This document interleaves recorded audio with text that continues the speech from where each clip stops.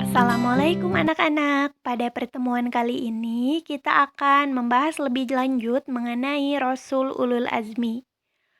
Sebelumnya kita sudah mempelajari 25 nabi dan rasul yang wajib diketahui. Sekarang kita akan lebih khusus lagi untuk membahas mengenai Rasul Ulul Azmi. Mengapa disebut Rasul Ulul Azmi? Ulul Azmi artinya memiliki kemauan kuat, kesabaran, dan keteguhan yang luar biasa. Setiap rasul yang diutus kepada suatu kaum tentunya akan menghadapi halangan dan rintangan yang berat dari kaumnya.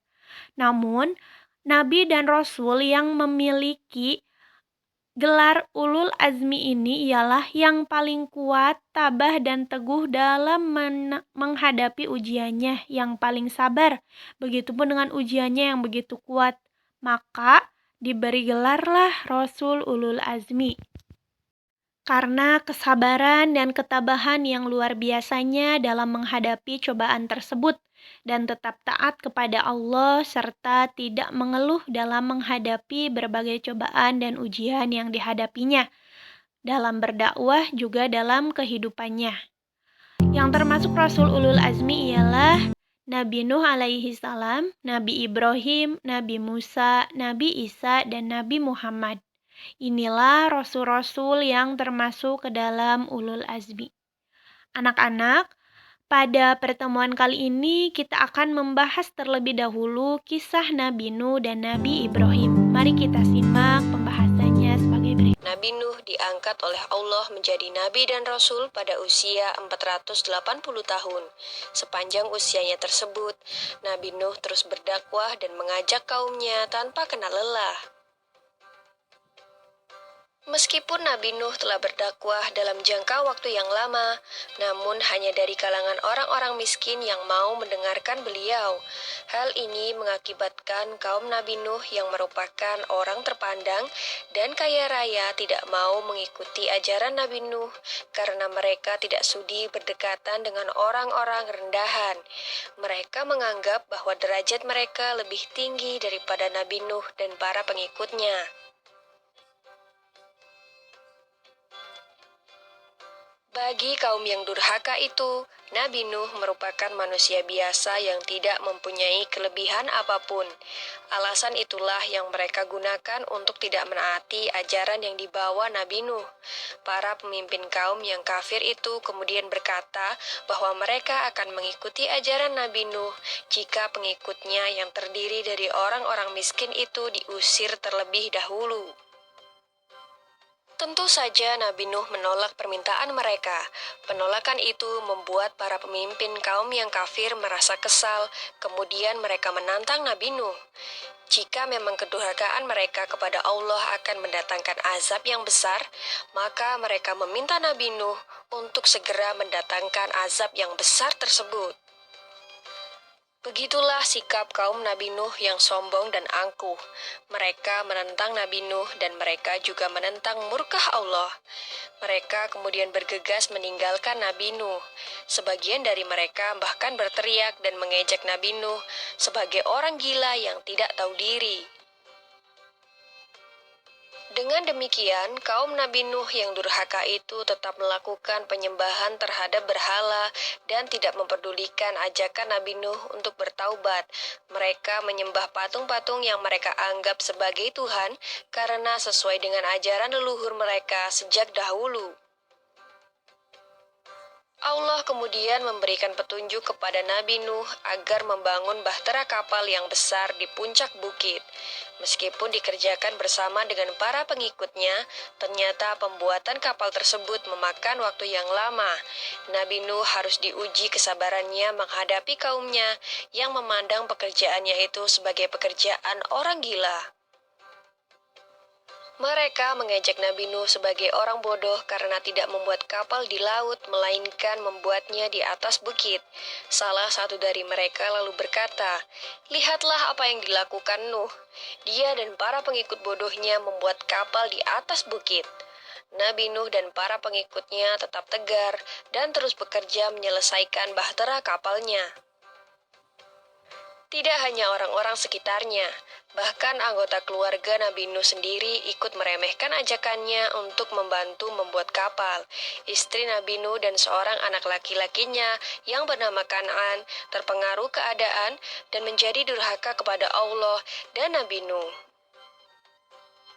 Dengan bimbingan Allah, Nabi Nuh dan para pengikutnya telah menyelesaikan pembuatan bahtera kapal tersebut.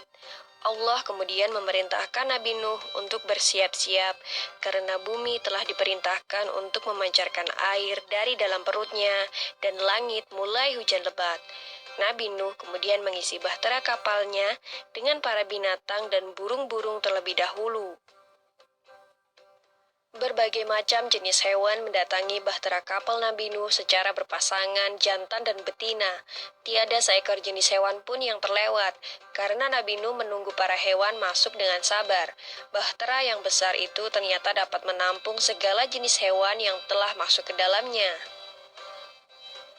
Dalam sekejap, banjir bandang melanda seluruh bumi yang mengakibatkan seluruh daratan mulai menghilang.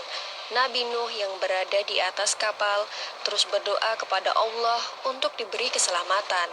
Tak lama kemudian, beliau melihat putranya, Kan'an, yang berenang menyelamatkan diri. Nabi Nuh merasa tidak tega dan berusaha menyelamatkan putranya itu. Namun Kan'an ternyata masih keras kepala. Ia malah berenang menuju daratan yang tersisa karena berpikir mungkin ia akan lebih aman di sana. Namun Allah berkehendak lain. Ombak besar datang ke arah Kan'an. Ia pun akhirnya tenggelam tergulung ombak. Tak lama setelah seluruh kaum Nabi Nuh yang durhaka tenggelam, banjir berangsur surut.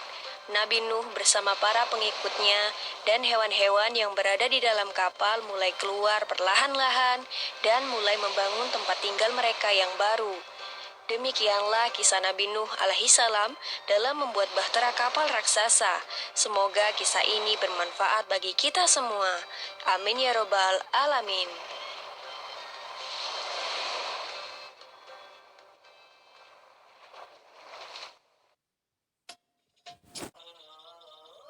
Sejak lahir, Nabi Ibrahim alaihissalam tinggal di sebuah goa yang jauh dari keramaian penduduk. Hal ini dikarenakan suatu hari Raja Namrud mendapatkan ramalan bahwa ada seorang laki-laki yang lahir dari negerinya yang akan mengalahkannya. Maka dari itu saat Nabi Ibrahim lahir, ayahnya menyembunyikan Nabi Ibrahim kecil di sebuah goa. Ketika beranjak dewasa, Nabi Ibrahim mencoba keluar dari goa dan penasaran dengan kehidupan luar yang sebelumnya belum pernah dilihat. Nabi Ibrahim bingung melihat banyaknya manusia yang menyembah patung. Kemudian ia pun bertanya kepada ayahnya seperti yang tertera dalam Al-Quran. Ingatlah ketika Ibrahim berkata kepada bapaknya dan kaumnya, "Patung-patung apakah ini yang kamu tekun beribadat kepadanya?" Mereka menjawab, "Kami mendapati bapak-bapak kami menyembahnya." Quran Surat Al-Anbiya ayat 52-53. Nabi Ibrahim alaihissalam pun kebingungan, padahal jelas-jelas menurut Nabi Ibrahim alaihissalam itu tidak lebih hanyalah benda mati. Semakin dewasa, Nabi Ibrahim alaihissalam mulai memikirkan tentang berbagai hal, termasuk batu, matahari, bulan, bintang, dan bahkan patung yang sering dipuja oleh masyarakat. Akhirnya pada suatu saat, beliau menyadari bahwa bintang menghilang saat pagi datang, sedangkan matahari tak terlihat saat senja datang. Awalnya ia bingung siapa yang menciptakan ini semua. Namun lama-lama ia berpikir pasti ada yang menciptakan ini semua. Seperti yang tertera dalam surat Al-An'am tentang Nabi Ibrahim yang mencari Tuhan. Allah Subhanahu wa taala berfirman, "Dan demikianlah kami perlihatkan kepada Ibrahim tanda-tanda keagungan kami yang terdapat di langit dan di bumi. Dan kami memperlihatkannya agar dia termasuk orang yang yakin." Quran Surat Al-An'am ayat 75. Ketika malam telah gelap, dia melihat sebuah bintang, lalu dia berkata, "Inilah Tuhanku." Tetapi tatkala bintang itu tenggelam, dia berkata, "Saya tidak suka kepada yang tenggelam." Quran Surat Al-An'am ayat 76. Kemudian tatkala dia melihat bulan terbit, dia berkata, inilah Tuhanku.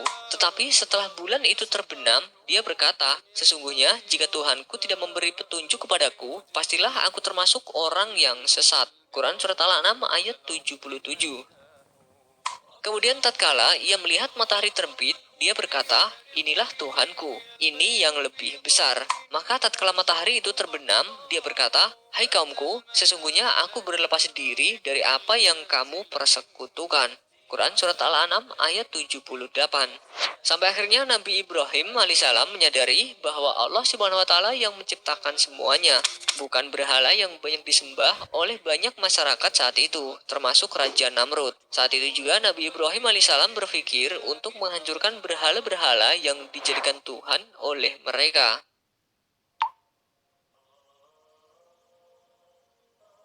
Dilansir dari occasion.com, menurut penuturan Ustadz Rizky Nugroho, suatu ketika Raja Namrud bersama rakyatnya pergi meninggalkan negeri. Namun Nabi Ibrahim alaihissalam mengaku kalau ia sedang sakit dan tidak ikut pergi. Di saat itulah Nabi Ibrahim alaihissalam memanfaatkan kesempatan tersebut dengan menghancurkan berhala yang dianggap sebagai Tuhan. Seperti dalam surat Al-Anbiya ayat 57 yang berbunyi, demi Allah, sesungguhnya aku akan melakukan tipu daya terhadap berhala-berhalamu sesudah kamu pergi meninggalkannya. Quran Surat Al-Anbiya ayat 57. Nabi Ibrahim alaihissalam menghancurkan 72 berhala dan menyisakan satu berhala yang paling besar. Pada patung yang paling besar itu, Nabi Ibrahim alaihissalam meletakkan kapak yang digunakan untuk menghancurkan berhala lain di lehernya. Saat Raja Namrud dan pengikutnya datang, mereka kaget dan sangat marah melihat patung yang mereka sembah hancur berantakan. Saat itu Raja Namrud bertanya kepada Ibrahim, siapa yang berani melakukan hal itu? Namun Nabi Ibrahim alaihissalam malah menyuruh mereka bertanya pada berhala yang paling besar itu, karena ia satu-satunya yang memegang kapak. Tapi mendengar hal itu, Raja Namrud malah marah dan bilang mana mungkin patung bisa diajak berbicara. Dengan lantang, Nabi Ibrahim alaihissalam menjawab, jika patung yang tak dapat bicara dan bergerak, mengapa dijadikan Tuhan dan harus disembah? Seperti yang tertulis dalam Al-Quran saat Nabi Ibrahim alaihissalam berbicara kepada Raja Namrud dan kaumnya. Berkata Ibrahim, apakah berhala-berhala itu mendengar doamu sewaktu kamu berdoa kepadanya? Atau dapatkah mereka memberi manfaat kepadamu atau memberi mudarat? Mereka menjawab, bukan karena itu. Sebenarnya kami mendapati nenek moyang kami berbuat demikian. Quran Surat Asy-Syu'ara ayat 72-74. Mendengar jawaban Nabi Ibrahim alaihissalam, sang raja dan masyarakat pun terdiam sejenak. Selain itu, Raja Namrud dan pengikutnya pun tak bisa membantah. Tapi Raja Namrud memerintahkan Nabi Ibrahim alaihissalam untuk ditangkap dan dibakar hidup-hidup. Namun setelah api itu padam, Nabi Ibrahim alaihissalam masih segar bugar dan tidak Anak-anak, setelah kalian menyimak kisah Nabi Ibrahim dan Nabi Nuh alaihi salam, silahkan anak-anak uraikan contoh sikap atau teladan yang dapat kita tiru dari kisah Nabi Ibrahim dan Nabi Nuh alaihi salam.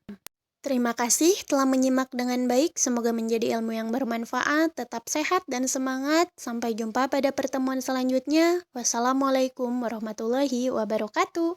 Selamat mengerjakan.